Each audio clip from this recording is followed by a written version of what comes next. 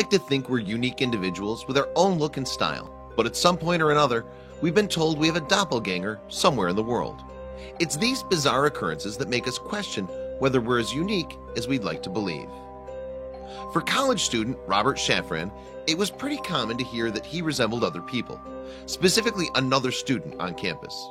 He typically just brushed them off, but when he discovered the truth about his look-alike, a decades-long lie began to unravel.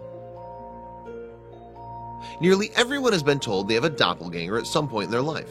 Whether you closely resemble a celebrity or even the local barista, it can be a tad bizarre to think someone else looks exactly like you. Of course, some people experience it more than others.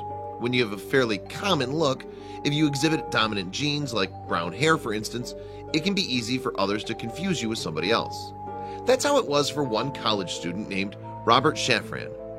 When Robert's roommate, Michael Domitz, told him he looked exactly like another student at Sullivan County Community College in upstate New York, it didn't seem particularly noteworthy. But soon enough, he'd learned that there was more to this look-alike than he thought. Michael told Robert that he was the spitting image of his previous roommate, Eddie. Initially, Robert didn't think much of the information. After all, there are tons of people who look similar, right? Soon, Robert learned that Michael wasn't the only one that felt that way. In fact, every day people would come up and call him Eddie. The plot thickened when Robert discovered he and his alleged doppelganger even shared the same birthday. And the similarities only continue from there. They had the same hair, the same expressions, the same laugh, and they were both adopted. Perhaps weirdest of all, they had the same birthmark and the same IQ score, 148. Given the mounting similarities, Robert and Eddie decided to meet up and see about getting some answers. Were they related? How could that be when they never knew about each other? To find out, they had a DNA test performed. Soon the doctors confirmed the suspicions. Not only were they related, but they were identical twins. It wasn't long before TV shows and newspaper came calling, but their already bizarre story was about to take an even stranger turn. Another college student named David was watching the news when he saw the story of the identical twins. After noticing the uncanny similarities between his looks and the other teens, and the fact that he too was adopted, he contacted the family to see if he was possibly related to them as well. Another DNA test revealed that David was not only related to Robert and Eddie, but he was their identical triplet. Amazingly, the boys learned through the Louise Wise Adoption Agency in New York City that they had a fourth identical quadruplet. Sadly, he died at birth. But why had they all been separated in the first place? The brothers became instant celebrities and enjoyed their similarities.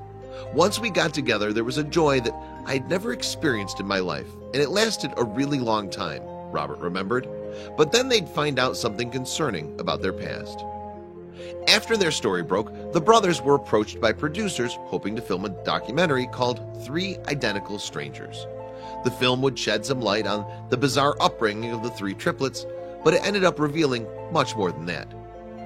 Initially, the adoption agency refused to reveal why the brothers had been separated at birth. But researchers for the documentary investigated the agency and discovered that there was a specific reason why the boys were divided. At the suggestion of a psychiatrist, the agency decided to participate in a nature versus nurture experiment in which the triplets were separated.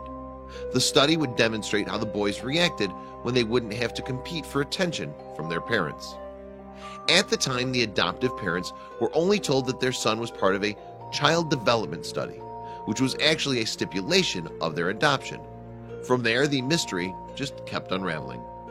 Soon the families learned that Dr. Peter Neubauer, who ran the Child Development Center in Manhattan, had directed the secret, albeit legal, study which was funded by America's National Institutes of Health.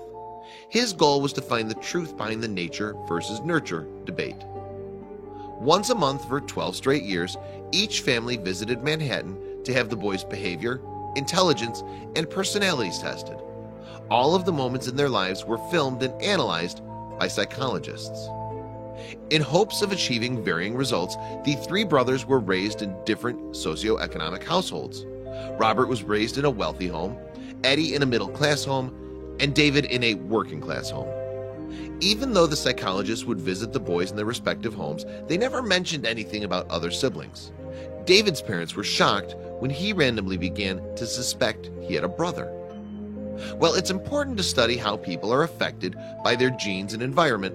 Tests like this one beg the question, how far is too far? And to what length will people go to answer the age-old debate? The case of the brothers, minus Eddie, who committed suicide at 33, would certainly draw more attention with the documentary's release. It's unfortunate that those boys were divided for the sake of a social experiment. It might have been legal and the researchers might have learned a great deal, but that doesn't make what they did any less horrible.